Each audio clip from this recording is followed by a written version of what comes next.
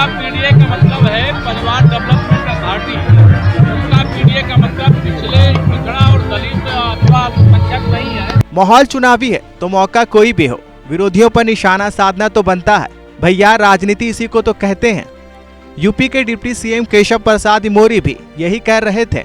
गए थे उन्नाव बीजेपी सांसद साक्षी महाराज को उनके जन्मदिन पर बधाई देने, लेकिन सपा प्रमुख पर ही चुटकी लेने लग गए, वो भी उनके पीडीए को लेकर, जिसे अखिलेश पिछड़ा दलित अल्पसंख्यक कहते थकते नहीं हैं। उसे केशव प्रसाद मौर्य ने किस तरह से समझाया वो सुनिए। पीडीए, उनका पीडीए का मतलब है परिवार डेवलपमेंट अथॉरिटी। उनका पीडीए का मतलब पिछड़ा और दलित अथवा अल्पसंख्यक नहीं है। इसलिए ऐसे पीडीए का कोई मतलब नहीं रह जाता। वैसे भी सपा, बसपा, कांग्रेस इन सबका कोई भविष्य नहीं है। यूपी की 80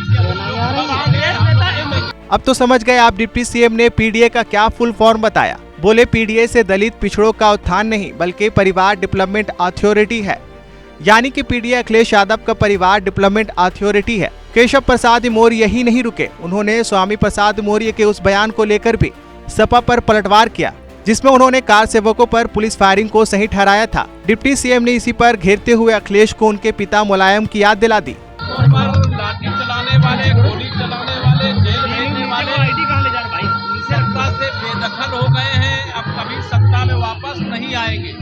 अखिलेश यादव कह रहे हैं कि अखिलेश यादव जी के बारे में मैं यही कहूँगा, वह उस परिवार से ताल्लुक रखते हैं